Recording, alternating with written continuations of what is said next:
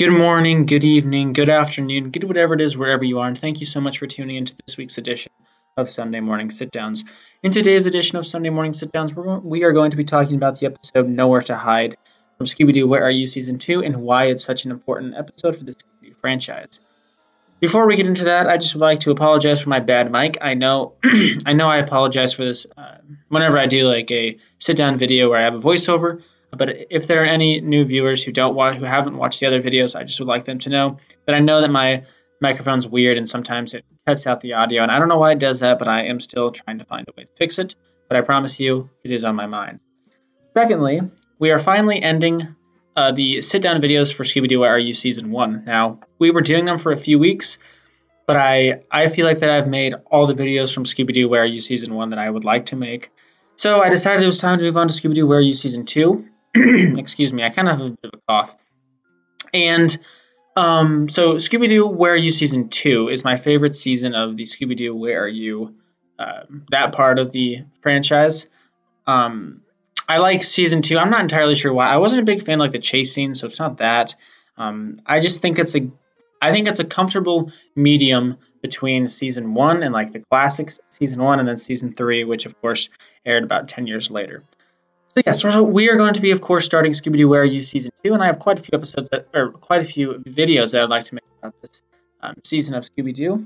So that starts today, and of course, it's probably going to go for a few weeks now. I mean, we'll probably be halfway through May before we start talking about the new Scooby-Doo movies, and that actually leads me into my next subject, which is where I'm currently at in watching the show. If you've been following my channel, you'll know that I'm trying to watch every episode of each incarnation of Scooby-Doo. Currently, I have four episodes left of the new Scooby-Doo movies. If you're familiar with the new Scooby-Doo movies, you'll know that they're like an hour long. So, of course, it's going to take a lot longer for me to finish that incarnation of Scooby-Doo. But I am currently working on that. I'm watching around an episode to two episodes a day. So I'm slowly but surely cranking through it. And that brings me to my last topic, which I want to talk about in this introduction before we actually get into the video, and that's the fact that I may be starting to upload a little bit of Scooby-Doo gaming. That's all I'm going to say, but I have some things in the works that I'm trying to figure out. And I think it'd be really cool to do that maybe at like 2 or 3 o'clock on like Tuesday, Wednesday, Thursday, Friday, something like that. I'm not entirely sure how it's all going to work out, but I just like to tell you guys that that is in the works and something that I have planned.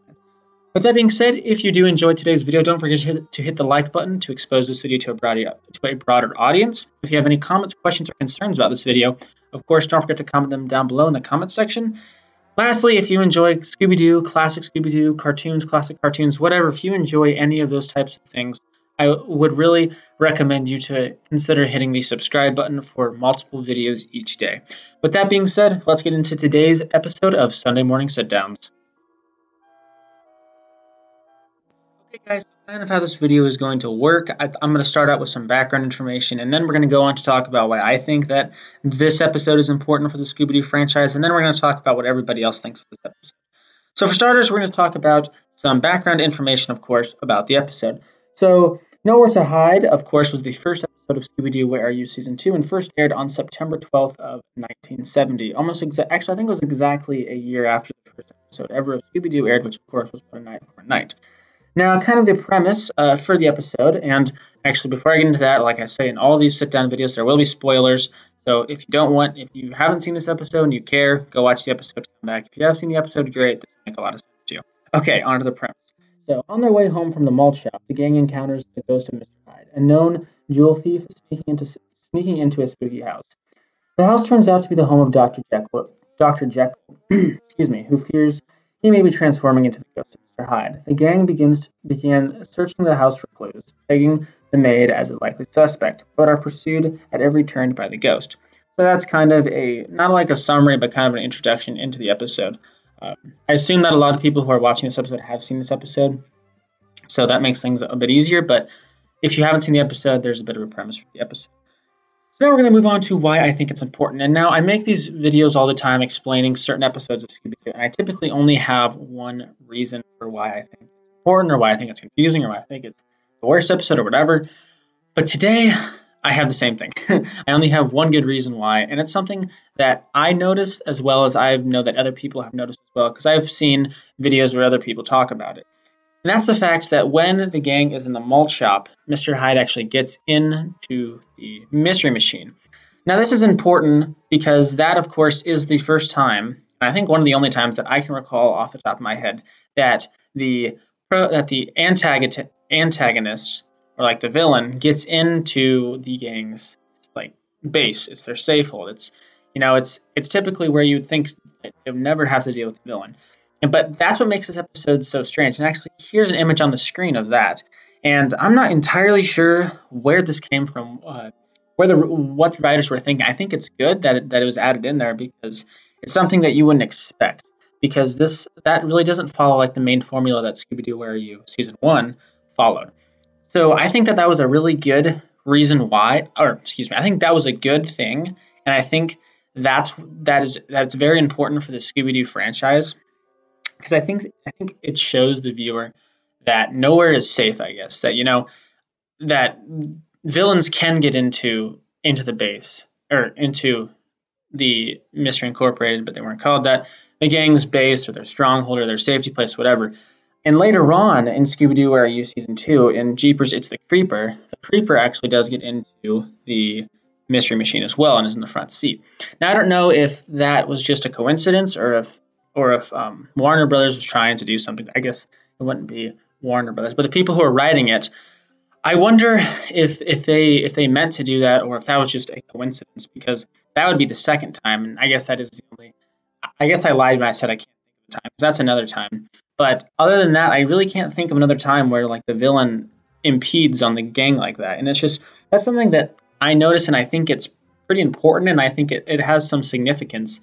And I know that a lot of people talk about this, and it's kind of a common thing. I mean, it's not like I'm saying something that not a lot of people know, because if you go in any of the online forums, speaking of online forums, before I get into that, I'm actually a member of an online forum, Scooby Addicts. The link to my profile is down in my description. You should go check it out. It's great place, a great forum. There's a lot of nice people on there. You should go and check it out if you're a fan of classic Scooby-Doo or just Scooby-Doo in general.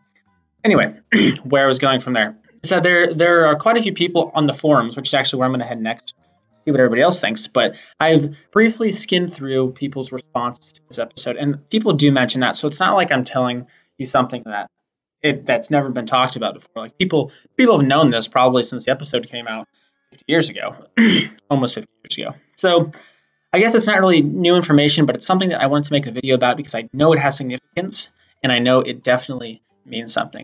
I think it means that what the writers were trying to do, and I don't know if they did this on purpose, but I feel like what they did is it shows the audience that nowhere is safe, and even though the Mystery Machine is like the Batcave for Batman and Robin, it's like the safe place. It's the place where you typically wouldn't expect to see the villain break into.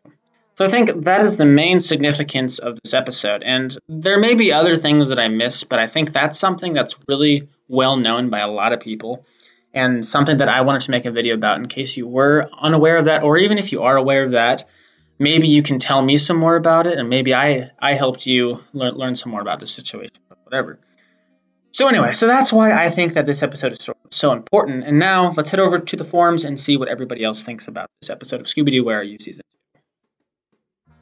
Okay, guys, so I'm currently on the forums right now, and basically I'm going to pick out two threads or two replies that I really think that show some significance, that either back up what I was saying or they make a good point or something like that. But I'm going to find 2 or 3 of them actually, and I will pause the video, of course, and go find other ones. But I have one right now, and this is from user FruitBat77747. So I think that was 7777, and he or she, I don't know, said, "I like this episode, and the creepiest part was when I was younger, was when the monster hid inside the mystery machine and they had no idea he was there." And that backs up what I said. It's something that people didn't expect. It wasn't part of the normal formula for Scooby-Doo. It wasn't something that was ever even thought about, probably. Like nobody ever expected that the villain would be in the mystery machine, where the gang feels safe and where they go to go away from everything.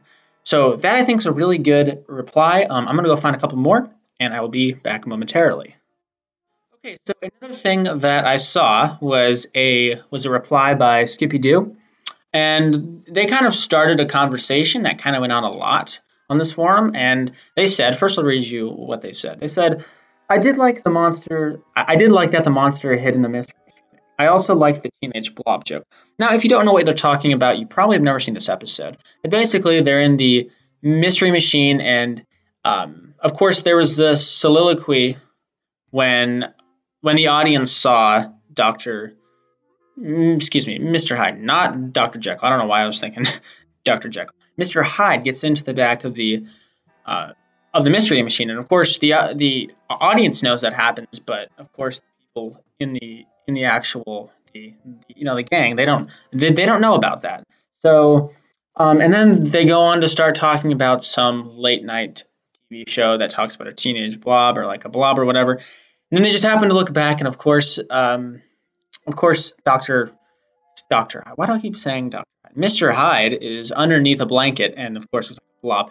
And basically, some people like responded to his reply and was like, is it referencing a popular show of the time?" And based off what I've read, I'm just gonna sum it all up. I don't. It wasn't off of a show during the time. It's actually like a movie or a show from the 50s. I can't remember if it was a show or a movie, but it was something from like 20 years prior, that they were talking about, and that they were referencing ultimately. So that's something interesting that I saw. I'm going to go see if I can find one more response, but if not, then of course we'll end the video. But I think I should be able to find something.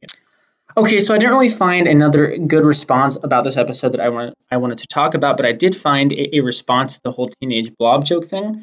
And a user called Magic Dog wrote that it actually was referencing two films: a classic 50s horror film starring a young Stephen McQueen called The Blob, and a series of horror movies previously titled I Was a Teenage Something, which that could be like as a teenage werewolf, Frankenstein, something to that effect, which starred Michael Landon before he started on Bonanza. So there's kind of an explanation for that whole teenage blob thing, what that means. So I know that I didn't know that coming into making this video, so I'm glad that I was able to learn something, and I hope you were also able to learn something well, and not just based off that, but of course over the course of this entire video. Of course, if you did learn something, don't forget to hit the like button to, of course, help expose this video to a broader audience.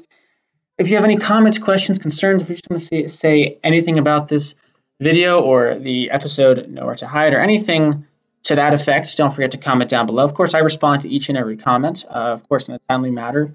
Well, sometimes it takes me like 5 hours, but that's not my fault. I do my best. And of course, if you enjoy classic Scooby-Doo, classic cartoons, just Scooby-Doo in general, or even just cartoons in general, don't forget to hit the subscribe button for multiple videos each day. With that being said, this is the end of the video. Thank you all so much for watching. I'll see you guys tomorrow morning in a short, and then of course, I'll see you tomorrow afternoon in Monday afternoon afterthoughts. I'll see you then.